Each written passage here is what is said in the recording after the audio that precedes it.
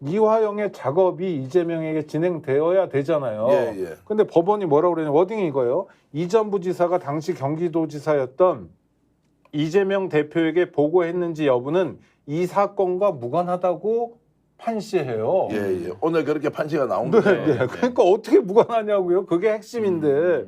그래서 문제가 되는데 그런데 무관하다는 거예요. 그리고 또 하나, 이 전 부지사가 이 대표가 취임함에 따라, 그러니까 도지사로 확대 개편된 평화부지사를 전담, 남북 경제협력 정책 등을 도지사에게 보고하는 등 포괄적이고 실질적인 업무를 했다. 이건 뭐냐면 상당한 자율성을 가지고 했다는 얘기도 되고, 한편으로는 또 보고하기도 했으니까 통제를 받았다는 얘기도 되고 해서 오락가락하고 있는 거예요. 그러니까 예를 들어서 이렇게 중요한 현안을 도지사에게 보고 안 하고 진행할 수는 없는 거라고 상식적으로 판단이 되는데, 이 상식적인 판단에 대해서 법원은 아무런 판단을 안 하고 있는 게, 이거 지금 쏟아져 나온, 속보로 쏟아져 나오는 기사들은 사실은 검찰발 기사들입니다. 법조 기자들이 검찰청에 앉아가지고 어떻게 되는 거예요, 검사님? 그러면 이거는 이제 이재명에 대한 검찰 수사가 전면화될 거야 라고 해가지고 일보를 쭉 그렇게 쓰는데, 소위 데스킹 과정을 거쳐가지고 이제 조금 더 성숙한 기사들이 나오게 될 텐데, 그 기사들은 이런 게 될 거예요. 첫 번째, 이화영이 술판 회유를 받았다는데 그건 왜 이 재판에서 참작 사유가 되지 않았느냐? 그러면 자기 말이 오락가락, 진술이 오락가락하기 때문에 이화영이라는 사람 믿을 수 없는 사람이 되는 건 맞는 것 같아요. 그러면 믿을 수 없는 사람의 진술을 검찰 쪽에 유리하게 한 진술을 인용하고, 이재명 대표나 또는 본인에게 유리한 진술은 탄핵해버린다? 이런 법이 어디 있습니까? 그럼 오락가락하는 사람의 진술이라면 다 배척해야죠. 다 탄핵해야죠. 그러니까 이런 거, 그다음에 신명섭 전 경기도 평화협력국장의 진술 번복도 나왔잖아요. 이런 새로운 걸 가지고 재판부가 판단한 게 아니라 옛날 거 가지고 그냥 인용해 버렸다. 술판 회유는 어디 갔는데요? 정말 그럼 회유가 없었나요? 라고 재판부가 따지지 않았다. 이재명 대표와의 관계도 따지지 않고 그냥 덮어버렸다. 이런 재판이 어디 있습니까? 근데 그래서 이제 우리나라 현실에 이제 실제 재판에 가보면 판사가 판결할 때는 검찰에서 기소하는 쪽에서 제시하는 자료만 가지고 판단을 하게 돼 있잖아요. 네. 변호사는 이거 아니라고 반박 자료를 내는 것. 근데 지금 검찰에서는 이 사건 수사와 관련해서 국정원에서 이미 안부수와 김성태가 어떤 일을 벌이고 있는지에 대한 내부 문건이 있었는데도 이거는 검찰에서 압수수색을 해놓고도 이번 재판 과정에서 일체 사용하지 않는단 말이에요. 조금 전에 말씀하셨던 지금 이제 신명섭 평화협력국장 경기도에서 이렇게 해서 지금은 일종의 용기를 낸 자신의 고백을 한단 말이에요. 이게 관계가 없었다 이런 얘기하는 것도 사실은 누군가가 재판의 증거 자료로 판사한테 주지 않고서는 이거 이제 판단을 할 수 없으니까 그런 한계가 있었을 것이다. 그러면 더욱더 엄격하게 제출된 있는 증거 자료를 가지고 좀 더 면밀하게 분석해서 이것이 무엇인지 판단해야 하는데, 오늘 지금 나와 있는 이 내용에서 가장 중요한 것은 200만 달러가 사례금으로 지급됐다는 것은 충분하다. 이제 이 충분하다는 말이 얼마나 추상적이에요. 그리고 자의적이에요. 그리고 개인이 가지고 있는 자신의 생각을 이렇게 이야기하는 이 사례금으로 보기에 충분하다는 것은 누구를 위한 사례금이냐? 그러면은 경기지사의 방북이다. 그러면 이재명이라고 지명을 해야 되죠. 경기지사의 방북이라면 이재명으로 지명을 해야 경기지사의 방북 사례금으로 보기 충분하다. 그러면 이 말은 무엇인지에 대해서 정말로 의문을 다시 한 번 더 제기할 수밖에 없다. 법원은 이재명 경기지사의 방북 사례금으로 보기에 충분하다고 판단했어요.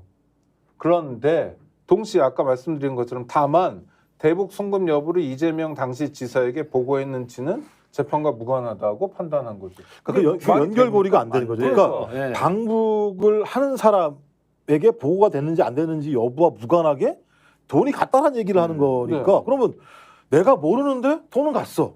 이런 얘기밖에 안 되는 거잖아요. 근데 우리는 그걸 안 따지겠어. 돈이 간 게 나를 위해서 간 그러니까 거예요. 근데 법원에서는 그건 안 따지겠어. 그건 따질 이유가 없고 하여튼 가긴 간 것 같아. 네. 그러니까 외국환 거래 위반이야. 이것만 판시한 거잖아요. 제가 볼 때. 그러니까 여러분들 이 사건의 실체가 이게 아님에도 불구하고 이렇게 얘기하는 거잖아요. 그리고 말씀하신 것처럼 일단 이화영 전 부지사가 보고한 적이 없다라고 하는 진술 자체가 1인이 아니잖아요. 위인이잖아요. 거기다가 진술을 회유할 수 있다라고 하는 것이 이화영만의 진술인 줄 알았더니 또 다른 진술자가 또 나왔었잖아요.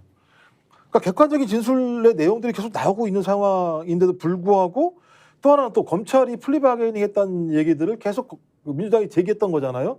그러니까 시세조정과 관련해서 자본시장법 위반했다는 내용들이 있는데 왜 기소 안 했어? 이런 내용이 나오는 거잖아요. 그렇다면 이거 보니까 그 내용대로라면 50억 원 이상이면 무기 또는 5년 이상 징역에 가중처벌하게 돼 있다고 나와 있어요. 죄질 예, 죄질이 나쁘니까 이런 상황일 때 그렇다면 기소를 안 했다고 하는 건 혐의가 있음에도 불구하고 검찰이 눈 감았다고 얘기할 수도 있는 거잖아요. 이런 다양한 정황 증거 자체를 보게 되면 김성태의 진술 자체가 어떤 오염될 수 있는 내용들이 매우 많은데 그 진술만 따가지고 판결했다는 것밖에 안 되는 상황이잖아요. 그러니까 지금부터 이해가 안 되는 거죠. 이것저것 다 따져봐도. 이재명 경기지사의 방북 관련 대가로 사례금을 200만 달러를 전달했다. 그런데 이것은 이재명이 아는지 모르는지 알 수 없다. 확인할 수 없다. 이걸 제쳐버리잖아요. 그러면 이것을 추론해보면 이화영 경기도 평화부지사가 이재명 방북 대가로 김성태한테 200만 달러를 북한에 주라고 했고 그 주라고 했으니까 김성태는 이제 건넨 거예요.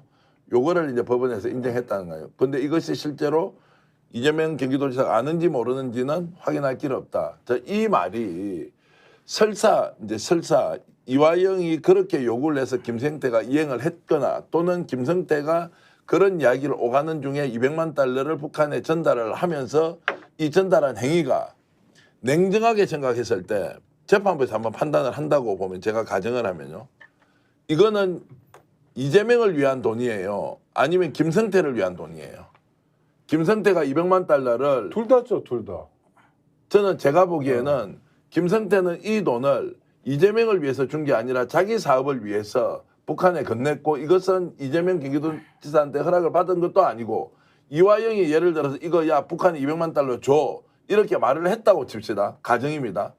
그 말을 이화영 말을 듣고 200만 달러를 주는 행위가 경기도지사의 방북 대가라고 어떻게 규정을 할 수가 있냐고요. 아니 그러니까 사업하는 사람이 자기 좋아서 줬다는 거예요. 아니 제 말은. 그러니까 그렇죠. 자기 아니, 그렇죠. 판단에. 만약에 자기 판단에 네. 그것을 어떻게 해석하든지 해석의 영역이고 네. 자기 사업 잘 되려고 200만 달러를 주고 500만 달러를 준 것이지 이것이 경기도지사의 방북 대가로 준 것이라고 어떻게 이걸 규정을 할 수 있느냐 이 말씀을 드리고 아니 싶어요. 사업하는 사람이 그 지금 저 27억 정도인데 27억이 아니라 270만 원도 허투루 쓰지 않습니다. 그런데 이재명 지사에게 소위 확인도 안 받고 예? 네. 어떠한 교분도 없고 밥 한 번도 안 먹어봤고 예? 윙크 한 번도 없었는데 근데 이 돈을 송금을 해줘요. 어떤 사업하는 사람이 그렇게 통이 크죠?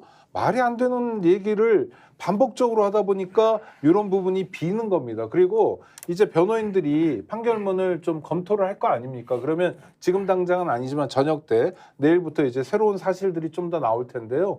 하여튼 이번 1심 판결은 되게 유감스럽고요. 우리 법원이 도대체 왜 존재하는지 법원이 인권의 최후의 보루가 맞는지 실체적 진실을 판단하는 주체가 법원이 맞는지 아주 의심스러운 판결이었습니다. 스픽스는 말하는 언론입니다. 대세는 유튜브, 그중에서 스픽스. 좋아요, 댓글, 구독, 알림 설정. 여러분이 저희를 사랑해 주시고 우리가 여러분을 사랑하는 4가지 방법입니다.